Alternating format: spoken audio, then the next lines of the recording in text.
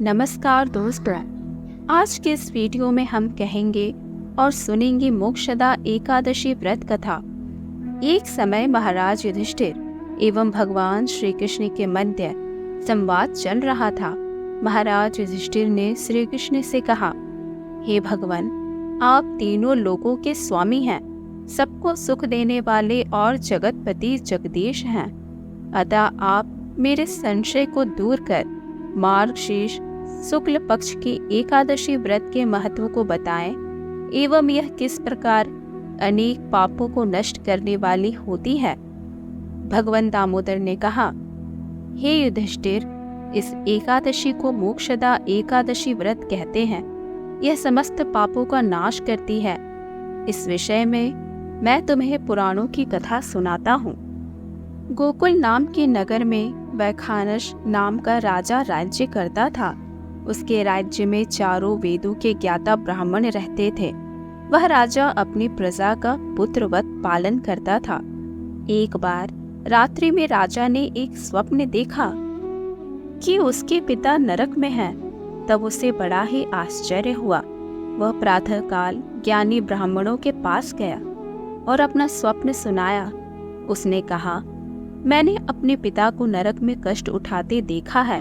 उन्होंने मुझसे कहा है कि हे पुत्र, मैं नरक में पड़ा हूँ, तुम मुझे यहाँ से मुक्त कराओ। जब से मैंने उनके वचन सुने हैं तब से मैं बहुत बेचैन हूँ। मन में बड़ी अशांति हो रही है। मुझे इस राज्य, धन, पुत्र, स्त्री, हाथी, घोड़े आदि में कुछ भी सुख का अनुभव नहीं होता। कृपया कर बताएं क्या करूं? राजा ने कहा, हे ब्राह्मण देवताओं, इस दुख के कारण मेरी सारी देह जल रही है। अब आप कृपा करके कोई तप, दान, व्रत आदि ऐसी युक्ति बताइए जिससे मेरे पिता को मुक्ति प्राप्त हो जाए। एक उत्तम पुत्र वही होता है जो अपने पूर्वजों का उद्धार करता है।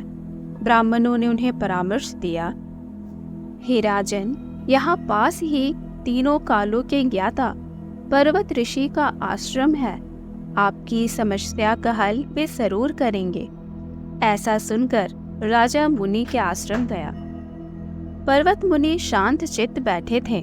राजा ने मुनि को साष्टांग दंडवत प्रणाम किया। मुनि ने राजा से कुशलता पूछी। राजा ने कहा, महाराज, आपकी कृपा से मेरे राज्य में सब कुशल है, लेकिन अकस्मात ही मेरा मन अशांत हो चुका है। पर्वत मुनि ने आंखें बंद की एवं भूतकाल विचारने लगे। फिर बोले, हे राजन, मैंने योग के बल से तुम्हारे पिता के कुकर्मों को जान लिया है। उन्होंने पूर्व जन्म में कामातुर होकर एक पत्नी को रति दी, परंतु सौत के कहने पर दूसरी पत्नी को ऋतुदान मांगने पर भी नहीं दिया। उसी पाप कर्म के कारण तुम्हारे पिता को नरक में जाना पड़ा। तब राजा ने कहा, हे महाराज, इसका कोई उपाय बताइए। तब मुनि ने कहा, हे राजन, आप मार्गशीर्ष एकादशी का उपवास करें और उस उपवास का पुण्य अपने पिता को संकल्प कर दे।